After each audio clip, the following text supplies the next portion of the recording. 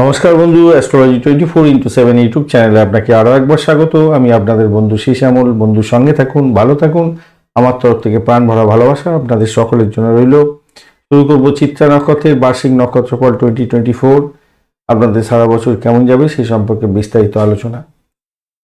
23°20' কন্যা রাশি থেকে 6°40' তুলা রাশির মধ্যে যদি আপনার চন্দ্র অবস্থান করে, মাথায় রাখবেন 23°20' কন্যা রাশিতে আর 6°40' তুলা রাশিতে যদি আপনার চন্দ্র অবস্থান করে, তাহলে আপনি চিত্রা নক্ষত্রের জাতক। ভালো, বেশ ভালো, সুস্বাস্থ্যের অধিকারী হন, উপভোগ করতে যান জীবনযাত্রাকে।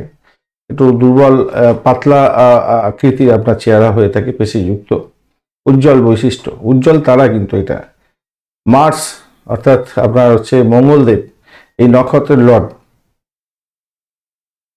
মুক্ত হচ্ছে এই নক্ষত্রের সিম্বল। মুক্ত মুক্ত জানেন, খুবই ভালো, সকলেরই কাজে লাগে।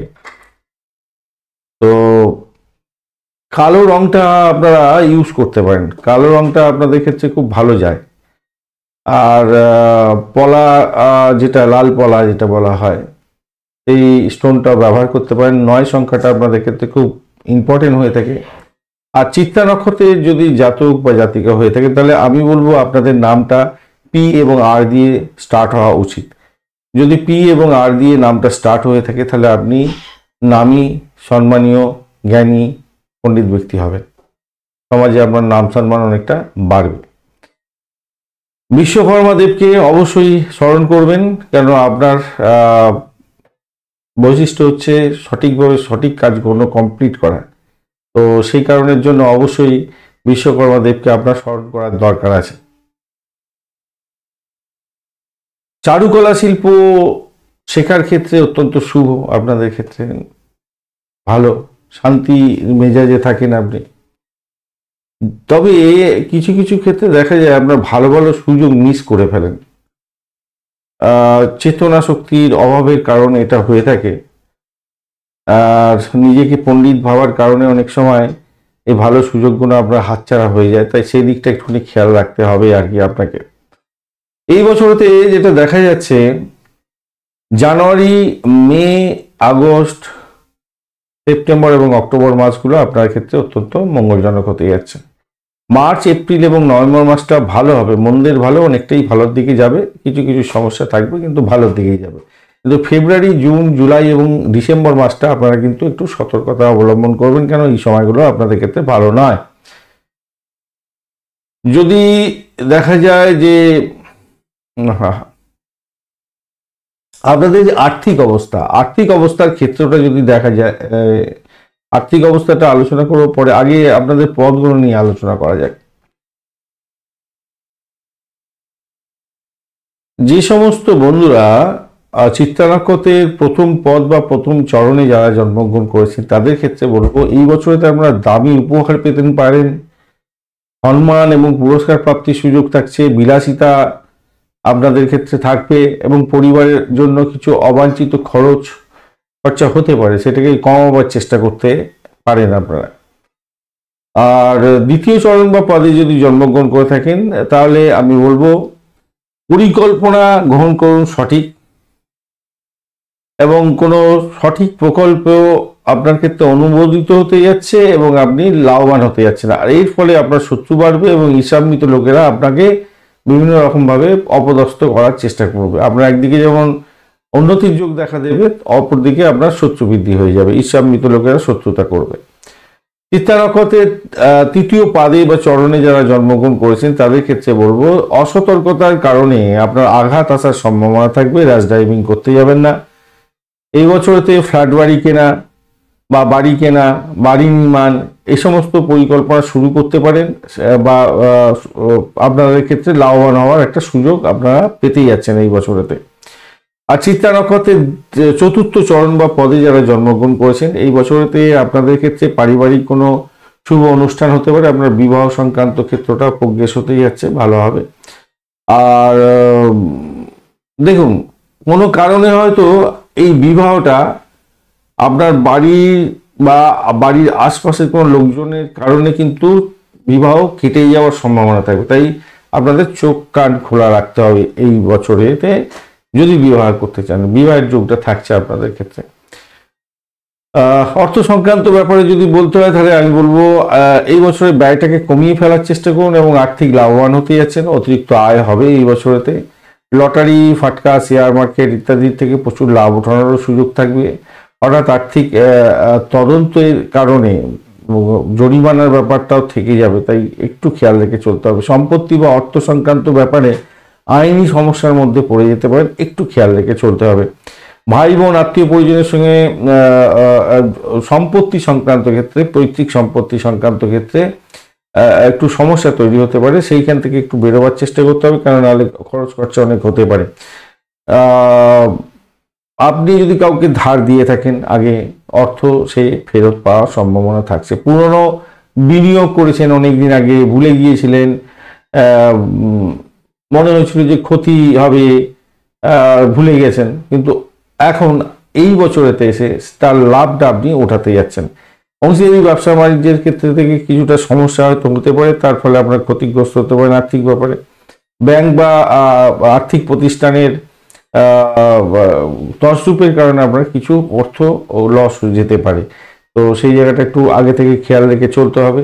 সেখান থেকে অর্থ কোনো তুলে নিয়ে আপনি অন্য কোনো ব্যাংক বা আর্থিক প্রতিষ্ঠানে জমা করে দেবেন, তাতে আপনার লাভ, তাতে আপনার ক্ষতিটা আর হবে না। তো চাকরি, ব্যবসা, পেশার ক্ষেত্রে কি হতে পারে? দেখুন, যারা নতুন চাকরি খুঁজছেন এবছরে তারা কিন্তু ভাগ্যবান, ভালোভাবে। যারা বিদেশি চাকরি করছেন তাদের ক্ষেত্রে ভালো হতে যাচ্ছে। আর দেখুন, বারবার চাকরি পরিবর্তনের যে সিদ্ধান্ত, সেটা কিন্তু এই বছরতে হওয়ার সম্ভাবনা বারবার হতে পারে, এবং শুভ বছর আপনার। দেখুন, বাস্তবের সঙ্গে চলতে হবে আপনাকে। সেই জন্য আপনি ব্যবসা করতে যাবেন চাকরি ছেড়ে, এটা কিন্তু বোকামি হয়ে যাবে আপনার এই বছরেতে। তাই এইটা কিন্তু খেয়াল রেখে চলতে হবে। যদি একসঙ্গে ব্যবসা এবং চাকরি করছেন, সেক্ষেত্রে একদম ব্যবসাটাকে করতে যাবেন, চাকরিটা ছেড়ে এটা কিন্তু করতে যাবেন না, আবারও বলে দিই।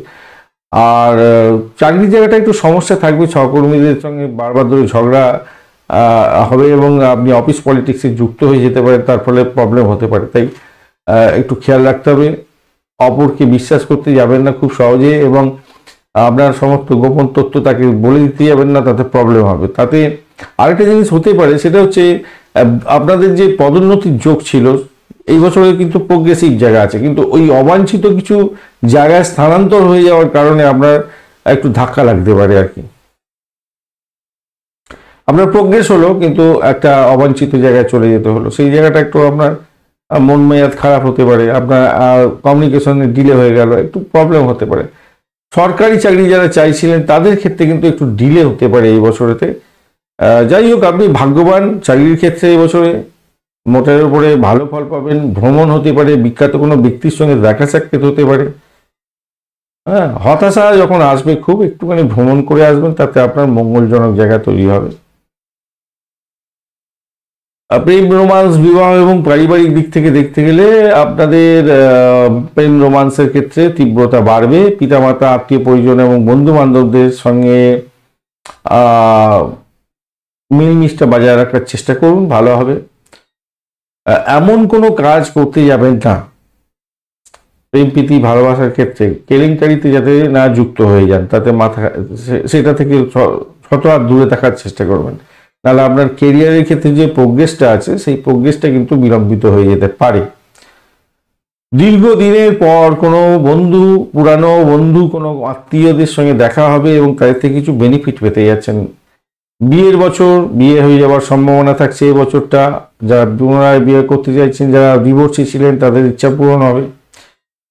দাম্পত্যে জীবনের ক্ষেত্রে সমস্যা সম্মুখীন হবেন যারা পেশাদারি ক্ষেত্রে উভয়ই কাজ করেন, স্বামী স্ত্রী একসঙ্গে কাজ করছেন, তাদের ক্ষেত্রে কিন্তু ইগোস্টিক প্রবলেম হবে, এবং নিজেদের মধ্যে আন্ডারস্ট্যান্ডিং এর মাধ্যমে সমস্যার সমাধান করার চেষ্টা করবেন, নাহলে সমস্যা সংকুল জায়গা তৈরি হতে পারে। এবছরেতে ইগোস্টিক প্রবলেমটা বাড়তে পারে।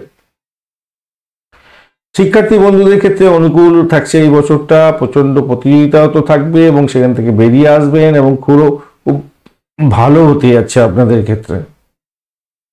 উচ্চশিক্ষার ক্ষেত্রে অভাবনীয় উন্নতি দেখা দেওয়ার সম্ভাবনা থাকছে, আপনাদের ক্ষেত্রে অত্যন্ত শুভ হতে যাচ্ছে, অত্যন্ত শুভ হতে যাচ্ছে।